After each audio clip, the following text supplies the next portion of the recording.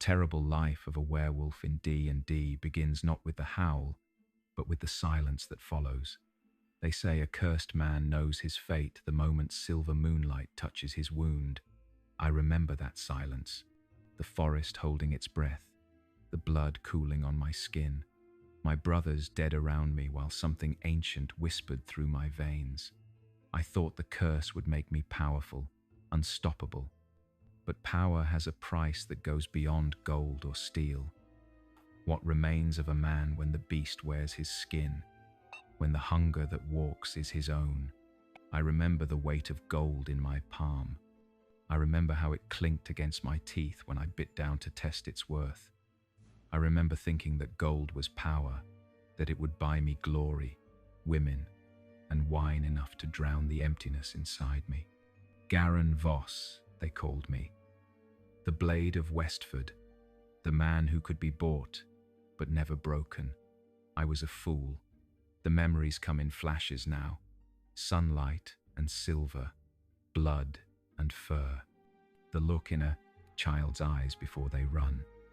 I try to hold on to who I was, even as the hunger grows within me, even as the moon pulls at my bones like a lover's hands. This is not a story of redemption.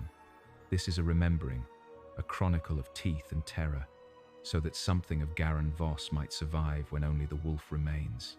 Let me tell you how a man becomes a monster. I was a sellsword in the company of the Crimson Banner. 30 strong we were, led by Coric the Grim, a one-eyed veteran of the border wars. We took contracts others would not, village disputes, merchant protection, occasionally wet work when the price was right. I was not a good man, but I was good with a blade, and in the mercenary trade, that was all that mattered. Our last contract as brothers took us to the forests north of Faldor's Gate. A village called Mistwatch was being terrorized. They said, livestock, torn apart. One child missing.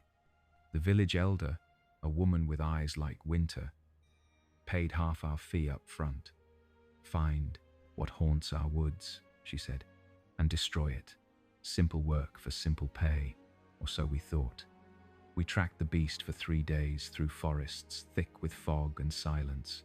Strange forests they were, where birds did not sing, and the trees grew too close together, as if huddling against some ancient cold. Even Coric, who feared nothing under the sun, kept his hand on his sword hilt and his eye on the shadows. On the 3rd night, we made camp in a clearing marked by standing stones. Old magic, forgotten gods. We should have known better, but mercenaries are not known for their reverence. Henrik, our company mystic, warned that the place was wrong somehow. The veil between worlds was thin, but Coric laughed and pissed on one of the stones to show his contempt. Gods and monsters, he said. They all bleed the same. I remember the stillness that fell after those words, the way the fire dimmed, the way the forest held its breath. It came in the darkest hour of night, not with roars or howls, but with terrible silence. I woke to the sound of Tomas dying, his throat torn out before he could scream. Then Denric, then Faris, one by one. As we scrambled for weapons and wits, I saw it clearly only once, illuminated by a desperate gout of flame from Henrik's hands before it tore him apart. A wolf the size of a warhorse, with eyes like molten gold and fur black as the space between stars. Not a normal wolf, not even a dire wolf, something older, something cursed. I fought. Gods help me. I fought. My sword bit into its flank, drawing blood that steamed in the cold night air. But it was like trying to kill the night itself. The beast knocked me down, its weight crushing the breath from my lungs. I felt its hot breath on my face, smelled the copper tang of my brother's blood. It should have killed me. Instead, it bit deep into my shoulder, teeth scraping bone, sending fire through my veins. I screamed then, a sound I had never made before and have never made since. Not from pain, though there was plenty, but from the sudden knowledge that flooded my mind when its teeth broke my skin. Hunger, endless, ancient hunger, the hunger of the cursed, the hunger of the damned, and beneath it, almost human, a voice that whispered, "Now you are mine." I awoke at dawn, naked and bloody amidst the remains of my brothers, 29 men dead. Only Garin Voss remained, shivering in the cold morning air with a wound that should have killed him but was already closing, knitting together with unnatural speed. I buried them as best I could. Each man got his blade planted above his grave. Mercenary rites for mercenary men. I said no prayers. I knew then that no gods were listening. When it was done, I took what supplies remained and left that accursed place, not knowing that I carried the curse with me. In my blood, in my bones, I felt it growing inside me as I walked. A restlessness, a hunger, a voice that was not my own, whispering from the corners of my losser mind. I told myself it was shock or grief. I told myself I would find a temple, seek healing, find some way to honor my fallen brothers. I told myself many lies in those first days. The first transformation came with the full moon. 3 weeks after the attack, I had taken shelter in a roadside inn called the Prancing Stag. I remember the innkeeper, a fat man with a kind face, offering me mulled wine to keep the night chill away. I remember a serving girl with auburn hair who caught my eye and smiled. I remember thinking that perhaps life continued after all, that perhaps I could outrun the memories of that night in the forest. Then the moonlight touched my skin through the window, and the world fell away. The change is not like the bards sing of it. It is not a simple trading of man for beast. It is a breaking, a rendering. Each bone cracks and reforms. Each muscle tears and regrows. The skin splits like parchment, revealing fur beneath. The teeth fall out, replaced by fangs that cut the tongue and gums. And through it all, the mind remains aware, screaming silently as the body betrays it. I remember fragments of that night, the innkeeper's throat between my jaws, the serving girl's screams cut short, the taste of blood, hot and sweet and right somehow, and beneath the horror, a terrible joy, a release of every dark impulse I had ever caged behind human morality. When dawn came, I awoke naked in the woods 2 miles from the inn, covered in blood that was not my own. I retched until there was nothing left inside me but the knowledge of what I had become, what I had done. But even as I wept, part of me remembered the hunt, the kill, the feed. Part of me hungered still. I ran, from village to village, town to town, always moving, always one step ahead of the rumors and the hunters they inevitably spawned. When the moon grew full, I sought out caves or abandoned places where I could chain myself, cage myself, anything to stop the salve, beast from feeding. It never worked. The wolf was stronger than any chain, any cage, any act of will. It wanted blood and flesh, and it would have them. I sought cures, hedge witches who prescribed poultices and charms that did nothing. A temple of Selune, whose priests tried to exorcise the beast with silver implements, and moonwater, succeeding only in burning my flesh. A wizard in Baldur's Gate who took half the money I had left and gave me a potion that knocked me unconscious for the full moon, but left me with visions of the wolf running free, as if my soul went with it, even as my body lay still. Nothing worked. Nothing lasted. The curse flowed in my veins like molten silver, burning away who I had been, replacing it with something hungry and wild and eternal. The rumors grew. The Wolf of Westford, they called me, though I had not been near Westford in months. Tales spread of a beast that hunted by the full moon, that could not be killed by normal means. It was the vengeful spirit of the forest.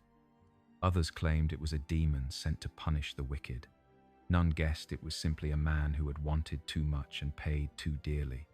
I began to change, even when the moon was dark. My senses sharpened. I could smell fear on a man from 20 paces. I could hear a rabbit's heartbeat in the underbrush. Food lost its taste unless it was rare and bloody. Wine did nothing to dull the constant, gnawing hunger. And the voice grew stronger. The wolf's voice.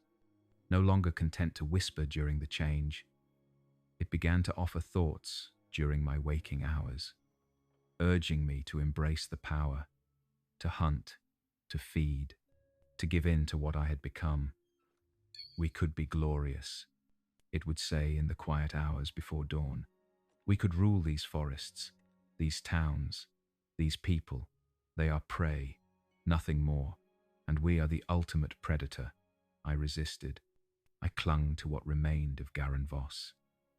I told myself stories of who I had been, the son of a blacksmith who had run away to seek glory, the young swordsman who had earned his place in the Crimson Banner by defeating 3 men in single combat, the mercenary who had once used his pay to buy medicine for a child in a village ravaged by fever.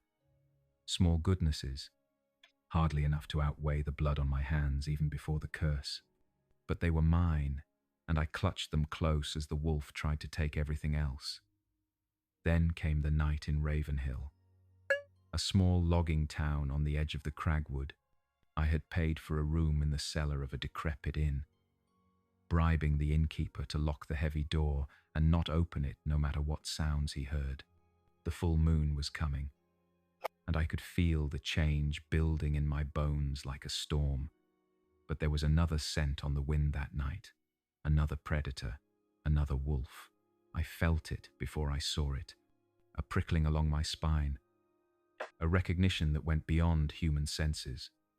I was walking back to the inn at dusk when I caught movement from the corner of my eye, figure watching me from the shadows between 2 buildings, tall and lean, with eyes that reflected the dying light like mirrors.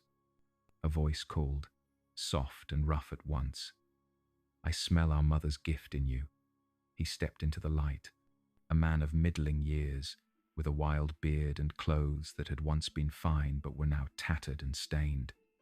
But it was his eyes that held me, human in shape, but yellow as harvest moons, with pupils that contracted to slits as he smiled. "Who are you?" I asked, though part of me already knew. The wolf in me recognized him, yearned toward him like a lost child. "I have had many names," he said, moving closer with a grace that was not quite human. "But you may call me Fenris. I am like you, blessed, changed, one who runs with the mother of night." "Cursed, you mean?" "Damned," he laughed, and the sound raised hackles I did not yet have. "Only cursed if you fight it, young one. Only damned if you deny your nature." He circled me, sniffing audibly. "And you have fought it hard, haven't you? I can smell the conflict in you. Man and wolf at war." "There is no war," I said. "Only a parasite I cannot remove." His hand shot out faster than I could track, gripping my throat with inhuman strength. His face thrust close to mine.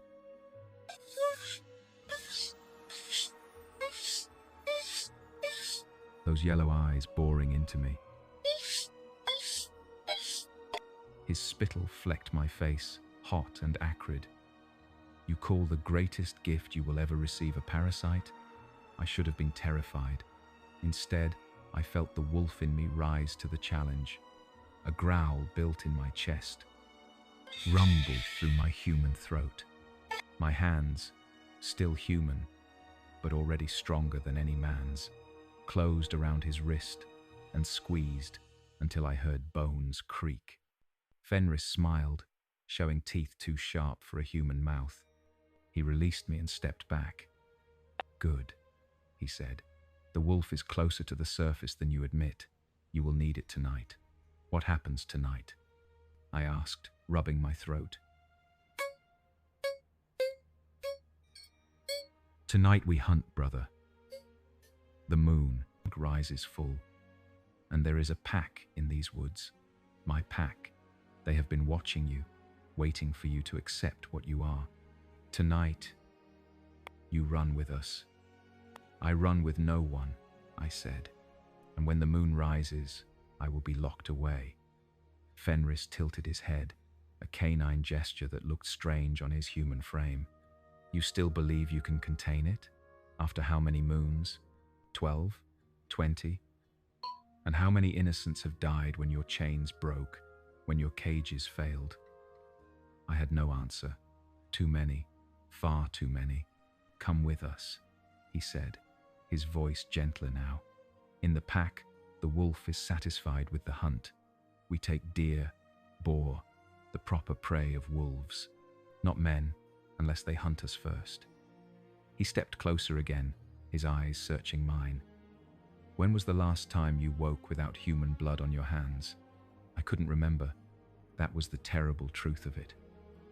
I couldn't remember a single full moon that hadn't ended in slaughter. One night, Fenris said, as if reading my thoughts. Run with us for one night. If you still wish to cage yourself afterward, I will not stop you. I will even help you build a stronger prison, if that is truly what you desire. The wolf in me howled its approval. The man in me, tired of fighting, of failing, of waking to new horrors each month, found himself considering it. Where, I asked finally, where does this pack of yours gather? Fenris smiled, and for a moment I could see the wolf beneath his skin. Follow your nose, brother. When the moon rises, you will find us. He melted back into the shadows between buildings, leaving me alone with a choice I never thought I would consider: to embrace the curse, to run willingly with the monsters. The moon rose early that night, a bloated silver disk that painted the world in shades of ash and bone. I felt its pull as I always did, a tide in my blood that could not be resisted. But for the first time, I did not fight it. I walked out of town, past the outlying farms, into the deep woods where human feet rarely trod. The change came, as it always did, with pain and breaking. But there was a difference. Without the struggle against it, the transformation seemed swifter, cleaner somehow. The wolf rose within me, but instead of trying to drown the man, it seemed to carry me with it, like a strong current bearing a swimmer who has finally stopped thrashing. I ran through the forest on 4 paws, my senses alive with the night. I could smell everything: the musk of deer, the sharp tang of fox, the green perfume of crushed leaves beneath my paws, and something else. Something like me, but many. The pack. I found them in a clearing, much like the one where I had been cursed. 7 wolves, larger than nature allowed, with eyes that gleamed with human intelligence. They moved around me in a circle, sniffing, growling, taking my measure. The largest, a black wolf with silver running through its muzzle, I recognized by scent as Fenris. He approached me, teeth bared. This was the moment of truth. Would the pack accept me, or would I die here, under the fangs of my own kind? I did not lower myself. I did not bare my throat. The mercenary who had been Garan Voss knew better than to show weakness to predators. Instead, I met Fenris's golden gaze with my own, and waited. After what seemed an eternity, he snorted and bumped his muzzle against my shoulder. The gesture was clear even to my human mind. Acceptance, not as an alpha, but as pack. The others followed suit, greeting me with sniffs and small yips. Then we ran. Gods and demons, how we ran, through forests and streams, up ridges and down valleys. The pack moved as one creature. flowing around obstacles, communicating with subtle movements that my wolf body understood instinctively. For the first time since the curse took me, I felt something like joy in the power of this body, in the perfect unity of muscle and sinew and purpose. We brought down a stag that night, ran it to exhaustion, and took it down with fangs and claws. The kill was clean, necessary. The feeding was glorious. I tasted hot blood and sweet flesh, and felt the hunger that had gnawed at me for months finally quieted. When dawn came, I awoke human again. Naked in the clearing where the pack had made its kill, around me lay 6 others in similar states of undress, Fenris among them. They woke slowly, without the shock and horror that had marked my returns to humanity.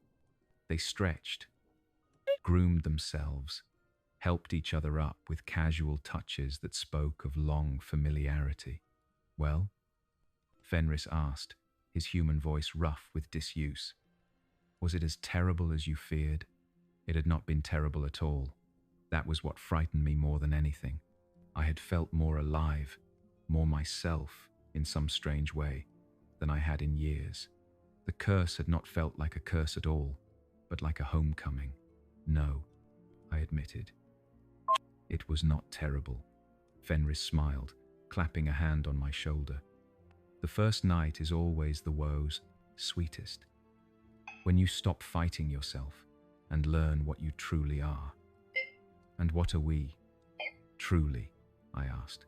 His smile faded, replaced by a look of ancient sorrow. "We are the children of the Mother of Night, blessed with her gifts, cursed with her hungers. We are the shadow that walks beside humanity, reminding them they are not the only hunters in this world." One of the others, a woman with intricate tattoos spiraling across her shoulders and back, spoke up. "We are what we choose to be, Fenris. Do not fill the young one's head with your mystical nonsense." She looked at me with eyes that had been tawny in wolf form, but were a more human hazel now. "I am Lyra, former priestess of Selune, now excommunicated for obvious reasons." She gestured to the others. "That is Rakis, once a knight of Am. Beside him, Doria, who was a merchant's daughter. Then the twins, Valin and Varis, who were born as they are now, 2nd generation cursed. And you have met our self-appointed Alpha, Fenris, who has been running with the Mother for more decades than he will admit." "A pack of the damned," I said. "A pack of survivors," Lyra corrected. "We did not ask for this gift." "I did," Fenris interrupted. Lyra rolled her eyes. "Most of us did not ask for this gift, but we have it, and we have found that together we can control it rather than being controlled by it. The wolf is strongest when it is acknowledged, respected, fed. It is most dangerous when denied." "Join us," said Rakis, his voice a deep rumble that matched his massive frame. "Run with the pack. Learn to be both man and wolf, not one at war with the other." I looked at them, these strangers who understood what no one else could, who offered community instead of judgment, control instead of chains. The wolf in me wanted it desperately. The man was more cautious. "I need time," I said finally, "to think, to decide." Fenris nodded, unsurprised. "The choice must be freely made. But do not take too long, young one. The hunters are coming." "Hunters?" "There is always someone hunting our kind," Lyra said. "Religious zealots, vengeful survivors, bounty hunters seeking the reward for a wolf's pelt." Her eyes searched mine. "Or had you forgotten the trail of bodies you have left behind?" I had not forgotten, could never forget. But in the joy of the hunt, freedom of running with the pack, I had momentarily pushed aside the weight of my guilt. "My old company," I said slowly. "The Crimson Banner, those who were not with us that night when the wolf came. They would hunt me if they knew. They know, Fenris said grimly. Word spreads. Descriptions are shared. Gold changes hands. They are 3 days behind you, moving steadily north. 10 men with silver weapons and a wizard who tracks by blood and bone. Had fought beside them, drunk with them, whored with them. Now they would kill me without hesitation, and I could not blame them. I need to leave, I said, already, reaching for my scattered clothes. Now, running will not save you, Fenris said. It never does. They will follow. They will find you. And alone, the wolf will kill again, drawing them ever closer with each new body. What would you have me do? I demanded. Turn and fight? Kill more of my brothers? I would have you accept what you are, Fenris said, his yellow eyes intent on mine. Both man and wolf, hunter and hunted. Only then will you have the strength and wisdom to survive what comes. I dressed in silence, my mind racing. They were right about the wolf. Last night had proven that. When accepted, directed, it was controllable, even glorious. But could I accept what I had become? Could I forgive myself for those I had killed? Could I live with the knowledge that I had taken lives in mindless hunger and would likely take more? Return tonight, Lyra said, as if sensing my turmoil. Run with us again. Speak with us. Learn from those who have walked this path before you. I nodded, not committing, but not refusing. Then I turned and walked back toward Ravenhill, toward whatever passed for human life these days. The day passed in a haze of conflicted thoughts. I collected my meager belongings from the inn. I bought provisions at the market, ignoring the way people edged away from me, perhaps sensing something wrong, something predatory in my gaze or scent. I walked the perimeter of the town, learning its layout, its vulnerabilities, as I had been trained to do as a mercenary, old habits.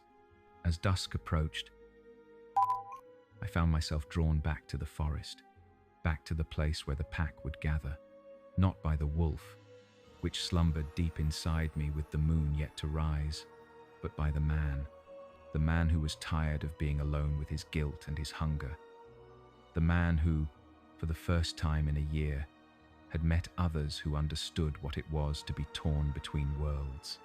They were there already, in human form, gathered around a small fire, not in the same clearing as before, but one similar, as if certain types of places called to their wolf selves. They had clothes now, simple garments that looked well worn and often mended. They shared a meal of roasted venison, passing portions without ceremony or dispute. They looked up as I approached, acknowledging me with nods, but not pausing in their meal or conversation. I was accepted, expected even. The feeling was strange after so long alone. I'm not joining the pack, I said as I sat down beside the fire. Not yet, but I have questions.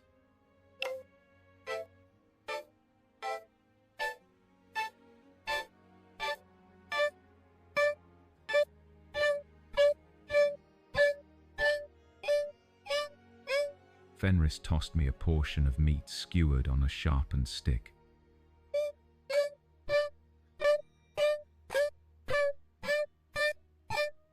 The night is young yet.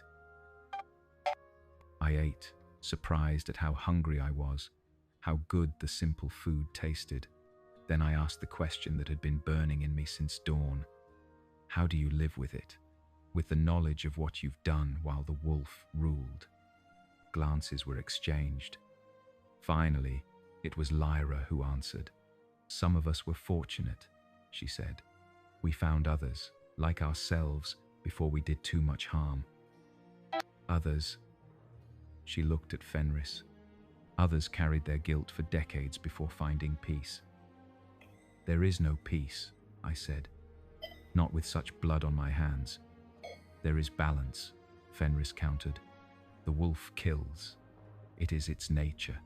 But the man chooses when to let the wolf run, where to hunt, what prey to seek. In time, with the pack to guide you, the line between man and wolf blurs. You become neither and both. And the hunger? I asked. Does it ever fade? A grim chuckle ran around the circle. The hunger is eternal, said Rakis, but it can be directed, satisfied, with proper prey. It need not consume human flesh to be quenched. Usually, added Doria, speaking for the first time. Her voice was surprisingly gentle for one with such sharp eyes. Sometimes the beast wins, even in the oldest of us. But not often. Not if we run together, hunt together, watch over each other. I studied their faces in the firelight, saw the weight of years and secrets in their eyes. Saw, too, a contentment I had thought forever beyond my reach. They had made peace with their nature, or at least a truce. Could I do the same? The moon rose, washing the clearing in silver light.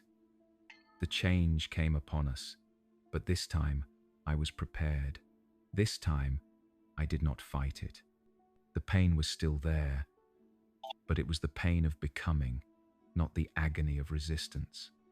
We ran again that night, hunted again, brought down a boar that fought so fiercely it left gashes in Valin's flank that would become scars to match the others that crossed his human body. But we did not hunt humans, did not go near the town or the farms. The wolf's hunger was directed elsewhere, satisfied with prey that no human would mourn. We ran for 7 nights, through the full moon and into its waning. Each dawn I returned to my human skin with less shock, less horror. Each day I spoke with the pack, learning their histories, their methods of control, their ways of navigating a world that would destroy them if it knew what they were. Fenris had been a nobleman once, centuries ago, who had sought the curse deliberately, believing it would grant him power over his enemies. It had, after a fashion, though not as he had imagined. He had lived a dozen lives since then, seen empires rise and fall, taken hundreds of lives before finding the balance he now preached. Lyra had been cursed while serving in Selune's temple, an irony that still brought a bitter smile to her lips. The goddess of moonlight had not protected her own priestess from the bite of a rabid werewolf. Cast out by her order, she had wandered alone for years before Fenris found her half dead from silver poisoning after a failed attempt to end her own life. Rakis, the former knight, had been bitten while hunting a wolf that had terrorized his lord's lands. He had killed the beast, never realizing it was no ordinary wolf until the next full moon, when he tore apart 3 of his brother knights in the barracks. Doria's tale was shorter but no less tragic. Cursed by a jealous suitor who had been rejected by her father, she had killed that same father and 2 sisters on her first transformation. She had run with Fenris the longest besides Lyra, nearly 50 years by her count. The twins, Valen and Varys, had been born to a cursed mother, inheriting her affliction in the womb. They had never known a life without the wolf inside them, never transformed unexpectedly, never killed in blind hunger. They were what Fenris claimed we could all become, with time and discipline, man and wolf in perfect harmony. On the 8th night, with the moon now visibly waning, we gathered again around the fire. The hunt had been good, a deer for the pack, taken down with practiced efficiency. The wolf's hunger was sated, the man's questions were not. They're still coming, I said without preamble. The Crimson Banner, my old company, I can smell them on the southern wind. 2 days away now, maybe less. Fenris nodded. He had known, of course. His senses were keener than mine, honed by centuries of survival. We should move on, said Doria. Find new territory. We have done it before. This territory is good, countered Rakis. Game is plentiful. Villages are far enough apart that we can move between them without drawing notice. I am tired of running. Then we fight, said Valen, his twin Varys nodding in agreement. 10 men, even with silver and magic, against 7 of us. The odds favor us. The odds always seem to favor us, Lyra said softly, until they do not, until one of us lies dead with silver in our heart. They look to Fenris, their alpha in all but name. He in turn looked at me. They hunt our newest brother, he said. The choice should be his. All eyes turned to me. I felt the weight of their gaze, the weight of choice. These people who had shown me a way to live with my curse, who had offered me community and control, now waited for me to decide their fate. I will not, and ask you to fight my battles, I said finally. This is my past coming for me, not yours. I will go to them, alone. To die? Asked Lyra, her voice sharper than usual. To end this, I replied, one way or another. Fenris studied me, those inhuman eyes seeing more than I wished to reveal. You think your death will balance the scales, he said, that the blood of Geran Voss will wash away the sins of the wolf. I did not deny it. The thought had been growing in me through the days of learning, the nights of running, the knowledge that while I might control the wolf now, with the pack's help, nothing would erase what I had done before. The innkeeper, the serving girl, countless others whose names I would never know. There is no balance to be found in death, Fenris said. I have watched better men than you die seeking absolution. It does not come with the blade or the silver arrow. It comes with time, with penance, with accepting what you are, and choosing daily to be more than you're called. Hunger. Pretty words from a man who has killed hundreds, I said, the wolf's aggression coloring my tone. Fenris did not rise to the bait. Thousands, he corrected mildly. I make no excuses for what I was, what I did, but I have lived long enough to save lives as well, to protect, to teach others like you how to survive without becoming monsters. He gestured to the pack. Each of them might have killed scores more without guidance. Each life spared is a weight against those I have taken. It is never enough, I said. No, Fenris agreed.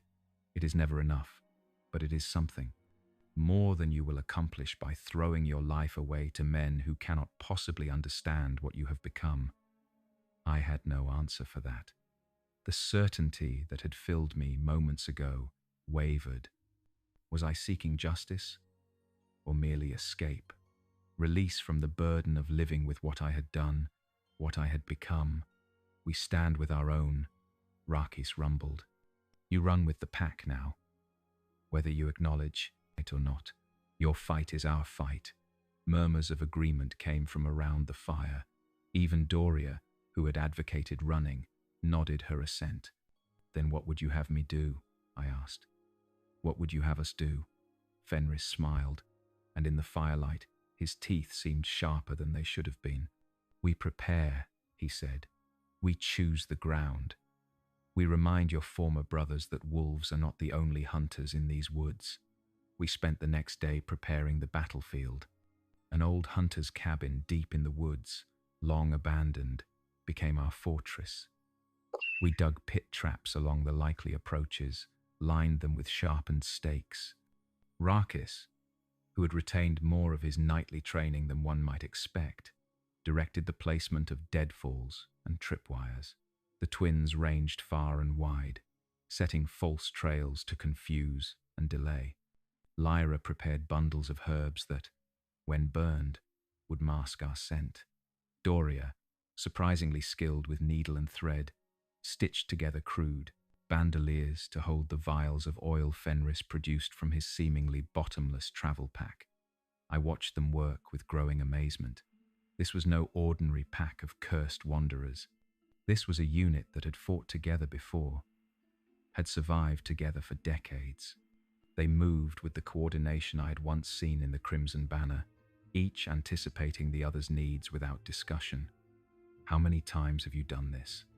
I asked Fenris as we blocked the cabin's windows, leaving only narrow firing slits. Fought off hunters? He shrugged. More times than I can count. Some decades are quieter than others. This century has been particularly troublesome, with more people moving into what was once wilderness, more stories spreading, more rewards offered for wolf pelts. And you've survived them all. Fenris's expression darkened. Not all of us. I have buried more pack members than I care to remember. Some to silver, some to fire, some to time itself. For while the curse extends life, it does not grant immortality. I had not known that, had not thought beyond the immediate horror of the transformation to consider what it might mean for my lifespan. How long? I asked. If the hunters or accidents do not take you, 200 years, perhaps 3. The change is hard on the body, despite the healing it brings. Eventually, the shifts become more difficult, more painful. The body refuses the change, then refuses to change back. The mind follows, until only the wolf remains, running on instinct, until some hunter's arrow finds its mark. A sobering thought. To live so long, only to end as a mindless beast. But that is a concern for another century. Fenris added, clapping me on the shoulder. For now, we have more immediate worries. We should be ready to greet them properly. The crimson banner arrived as the sun was setting, just as Fenris had predicted. 10 men, weather-beaten and hard, led by a figure I recognized even at a distance. Korik the Grim had survived after all. The one-eyed veteran looked older, harder than when I had seen him last, but he moved with the same purposeful stride, his hand never far from his sword hilt. Beside him walked a woman in robes the color of dried blood, with symbols stitched in silver thread. The wizard, I presumed. She carried a staff topped with what looked suspiciously like a wolf's skull. The others were a mix of familiar and strange faces. Some I had fought beside, others must have been recruited after my cursing. They moved with caution, following a trail that the twins had left for them. A trail that would lead them past 3 of our traps before bringing them to the cabin. We watched from concealment as they approached the first trap. A simple pit covered with branches and leaves. "Hold," said the wizard suddenly, raising her hand. She closed her eyes, murmuring words that made my skin crawl even at this distance. When she opened them again, they glowed with a faint silver light. "There," she said, pointing directly at the hidden pit. "And there, another trap. And there, a third we had not even set." "Magic," Fenris hissed beside me. "She can see our work." The mercenaries bypassed our traps with ease, moving in a formation I knew well. 3 in front, 3 behind, the rest on the flanks. Korik and the wizard in the center. Protected. They had fought together before. These men fought and won. They will reach the cabin without losing any of their number. We must thin them first. Lyra, the obscuring herbs. Rakis, with me on the right flank. Doria, cover our retreat if needed. Twins, circle behind, cut off their escape route. Garen, stay close to me. The pack moved like shadows through the forest, taking positions around the approaching mercenaries. I followed Fenris, my heart pounding with a strange mixture of fear and exhilaration. The wolf in me was awake even without the moon, drawn to the surface by the scent of approaching conflict. Lyra lit her bundles of herbs, and a thick, acrid smoke began to drift through the trees. It smelled of sage and something sharper, metallic almost. The mercenaries noticed it immediately, hands going to weapons. "Wizard," barked Korik. "What is this?" The woman in red frowned, her glowing eyes dimming as she squinted through the smoke. A concealment spell of some kind. Crude but effective. I cannot see through it. "Then we go around," Coric decided.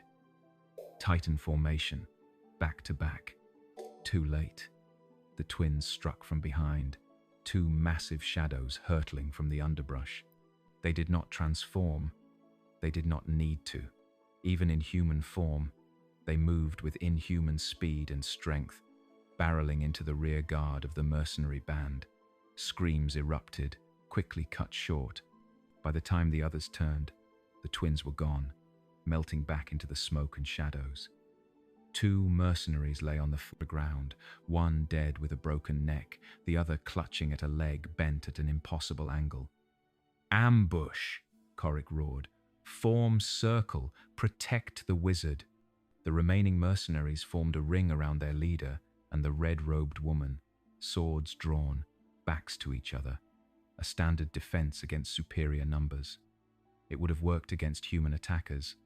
We were not human. Rakis went in next, a mountain of a man even without the change. He bore a crude spear, little more than a sharpened stake, but in his hands it was enough. He burst from the smoke and drove the spear through the chest of a mercenary before the man could raise his sword in defense. Then he was gone, leaving the dying man as a message. The mercenaries were professionals. They did not panic. They did not break formation. Even as their numbers dwindled, they maintained discipline, protecting their wizard, following Coric's terse commands. But discipline could only carry them so far against what they faced. One by one, we picked them off. A mercenary lured 2 steps away from the group by a sound in the brush, never to return. Another taken from behind when he turned to check on a comrade. A third dropped by one of Lyra's darts, tipped with a sedative that took hold in seconds, until only Coric and the wizard remained, standing back to back in a clearing now littered with the bodies of their company. "Enough games," Coric growled. "Show yourselves, beasts.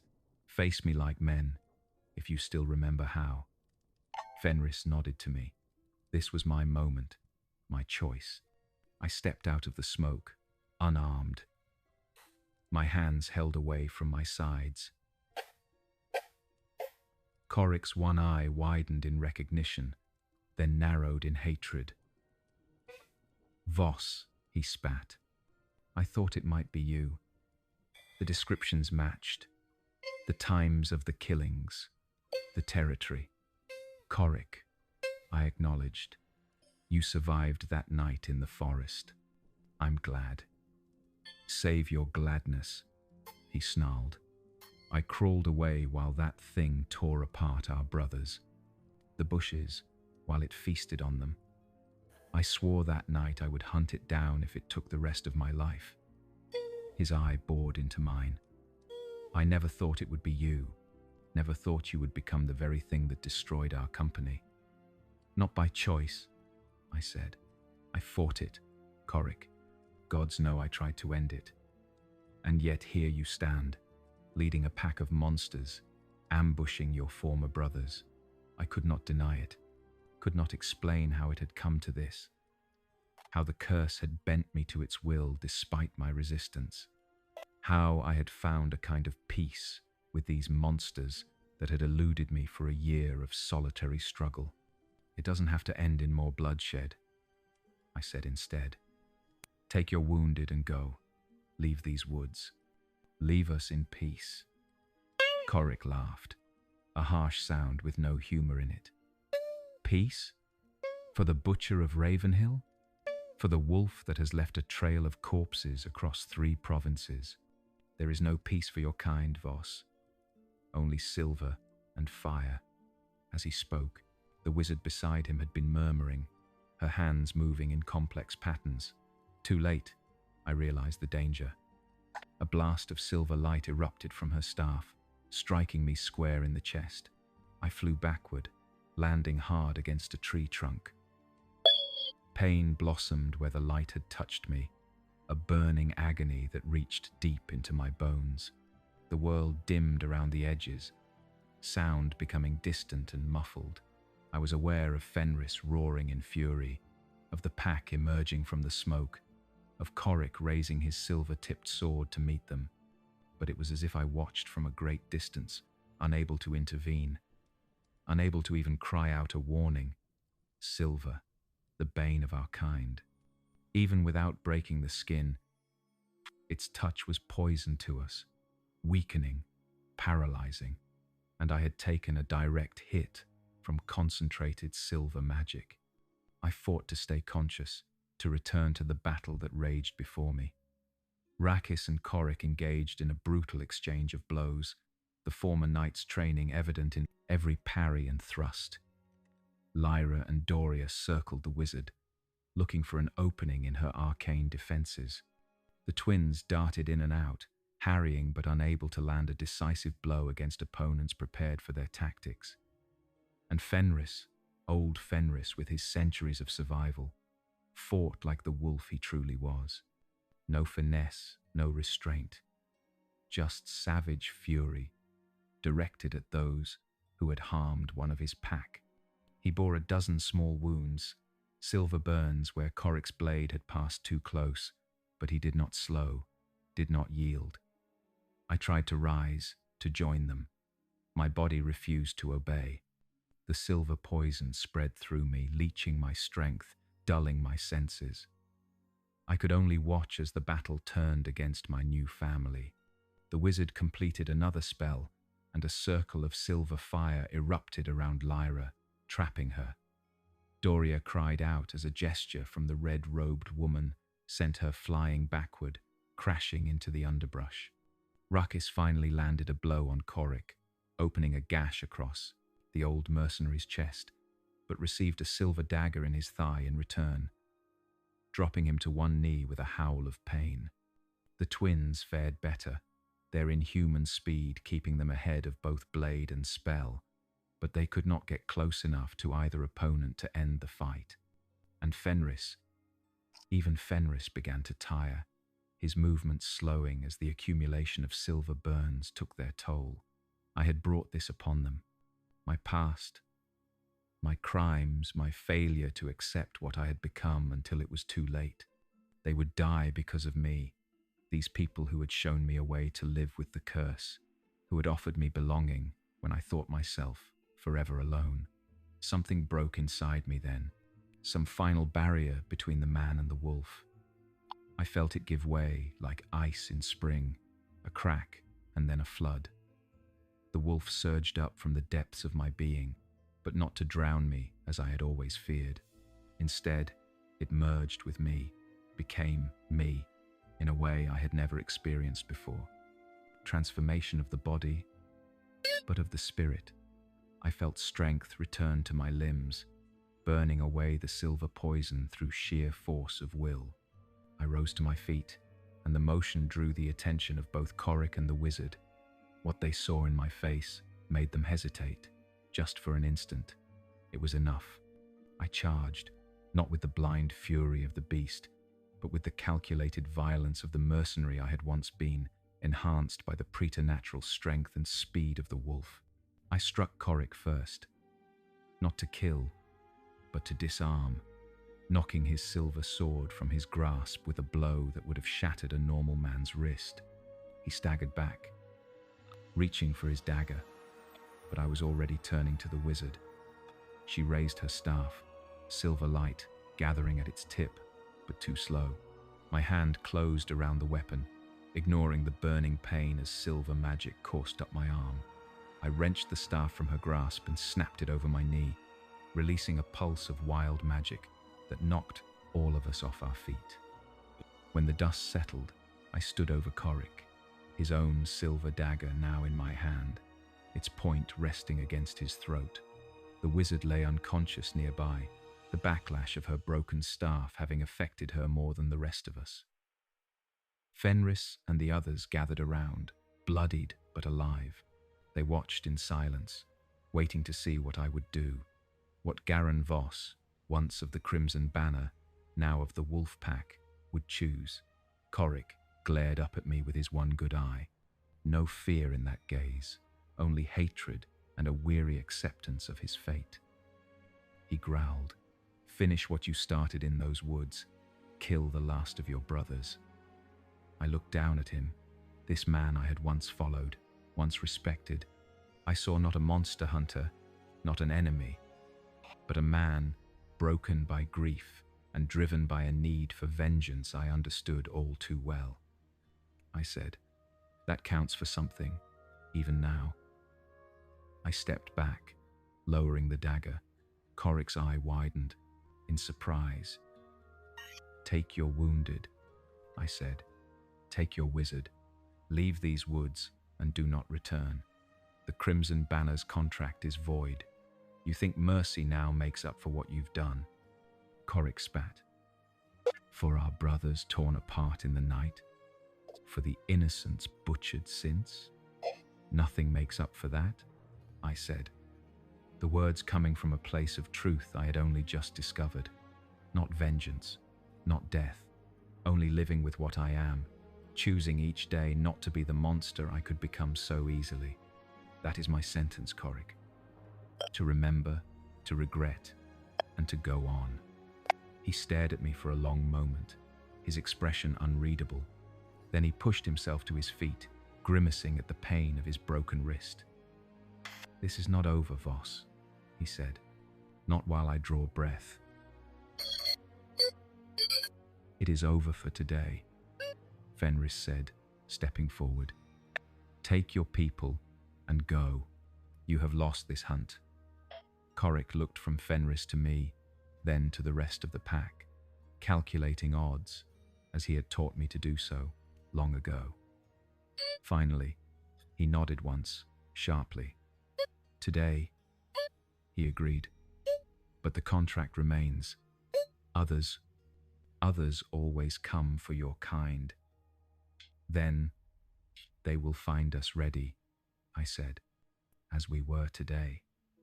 We watched as Corric gathered his wounded, as he roused the wizard who looked at us with fear and hatred mingled in her silver-touched eyes. We let them collect their dead, those who could be carried. We let them leave our territory with no further harm. It was a mercy they had not expected, perhaps did not deserve, but it was the mercy of the man, not the wolf. And in that moment, I needed to be the man, more than I needed vengeance or safety. When they were gone, Fenris turned to me, his yellow eyes searching mine. "You spared them," he said, "knowing they will return, knowing they will bring others."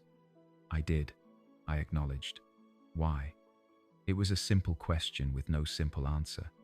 I thought about it as the pack gathered their wounded, as Rakis dug the silver dagger from his thigh, with a stoicism that made me wince.